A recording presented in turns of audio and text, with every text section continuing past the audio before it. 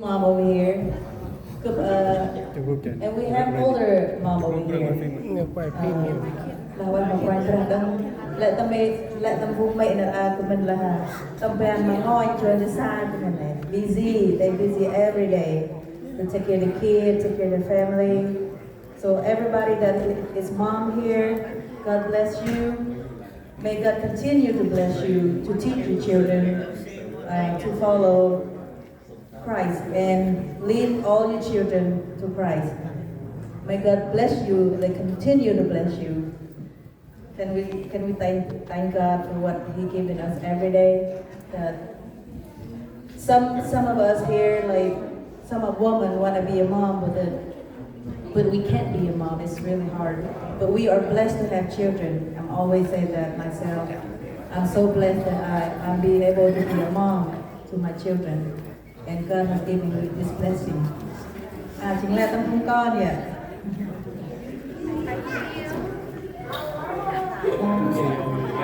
Tentang dia flip lại.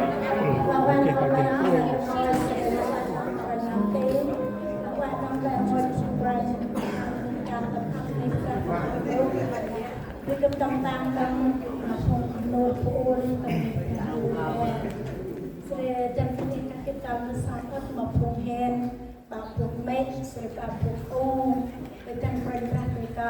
Islam anak mod Nurhen kita nahen kita ring nanom tentang perintah kita tentang penting orang dan sao dan perlindungan dan melalui no ketika bersama tempat Nurhen tempat dan dalam aman tu Pak Pulau Keberangkan dan perintah Nomen 16 tam perintah Leo Akon Leo Naksa dan Antici Putra dan perintah Kri dan perintah bersama Ngoi Aknam Nur Hen bikin masa saklanjan Bapak Nur kenal Sikwet Bapak Nur kenal Taktikai Bapak kenal Ngodwe kita mong hen moring nom trong tư dari tầm can tầm nặng xa cả con sai cả ông đâu tầm đi ra tầm cái dụng ăn mà không hen tầm bèn lại tầm quẹt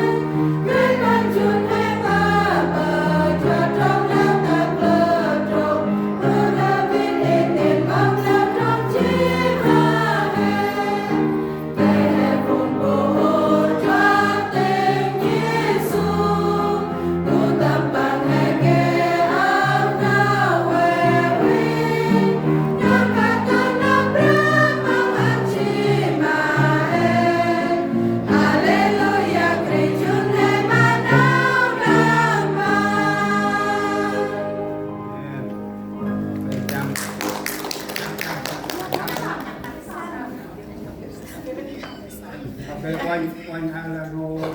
chơi cái kia rô cái bữa sau mà ông thà bún là ngày giờ cho mà bồn mố giờ cho họ đây được là ra chừng má mà ông nuôi thế đây thì là bác rành ra thì là bác rành du YouTube sự kiện là ra chừng đặc biệt và người Việt Nam là bằng một lần mình léo cả đông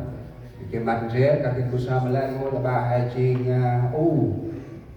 chiên giá bà hay chiên mít và hay nó bù lại gia đồng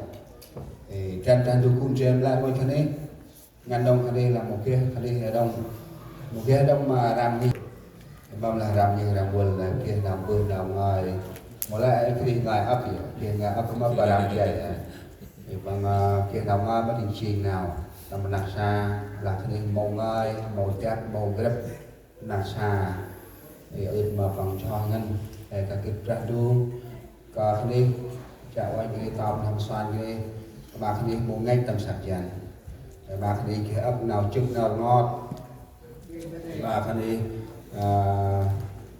âm tiền đầu thu co tầm sắc chân hai cái lên mong coi thì có anh ra kịp lệ nào chút nào ngọt nào kia chân chân trên thu cút trên mà cái đi mong nào đặt quanh ra hẹp lại quay tăng lập nào mua xóm chân hai tức rễ thì cũng mua xóm mà người cũng thế bước ra rồi mong ai hiện quanh ta nạp là đủ bước thì speak on ra thì qua ấp ngoài ra lệ ngôi on đua phần âm thực ta nạp tràn đủ và bà khăn bằng chính u bà mít ta mà nạc xa kế tất ước rành ra nằm khăn bằng là ấp lên nào thành nào là cái đồng rành ra kít nào chia nào kia chân nào xa mà khăn bằng chân rành ra đủ bước iski con ra châu bư mặt rong ấp cao tao nằm xoan khăn bằng ấp môn na khăn bằng cúi bà khăn bằng nhô tầm sắc nào chi bà nhô tầm khăn bằng nào bà đồng nhô tầm bằng kiệt nào chức ra đuôi lẽ nào chức chia nào kia gần nào xoan tật quanh ra quên mà cướp là ăn khăn bày cứ lưu tầm ai yêu kia là đập bắn đọc hình chia nơm ra gạt sạch ốc nằm xoan mà lẽ ngôi của bà chị u ốc nằm xoan lẽ ngôi của bà chị mỹ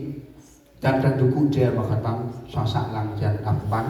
lao mất nạc xa còn sai khẩn bằng canh êm mà quanh ra đi chỉ đi kít trà dương mà đàn đủ chỉ thui bùa trà dương chiều nạc xa mà quanh ra bông áo đàn đủ áp na ăn hô nào bồ cát trà si bồ cát mà quanh ra nọ thì đi đàn đủ mày cười chan an nạp lẽ ngôi ông nu bà đông chân chân du cụ trên lẽ ngôi thần bằng tao năm xoan thần bằng bà thần bằng một kia man tái bà ban cụ tầm nào chi quen chân quan đã chu con cặp còn viên cái tông viên càng mà chắc anh thần bằng là đã ôi ra tắt là phải ra speed là quên cái lẽ ngôi ông nu đã thần bằng chỉ còn chút mà ra du na càng tự vừa mà thần bằng đông tầm bằng xa hơn chi play quanh lại cánh ép mà quanh là con là sai trong cung vừa đi nằm mắt nó mình khăn bằng ăn kia chi tu hay bùa kít mình cánh ép tầm nào bù sò mày gặp nhất non bằng qua hoa ta ra tập áp nà bù sò mô tông và khăn bằng bù sò mô ring bù sò mô áp cái tận nào bù sò mô cao bài quanh là ở chỗ chân quanh là gặp nhất trong sòng tây khăn bằng lao lên kít lên chỉ ngay ta lên mặt quanh ra lão ăn bước hơi sầu lên ngôi ông nuôi tập ti quanh ra chứ lại nằm còn phải Jesus.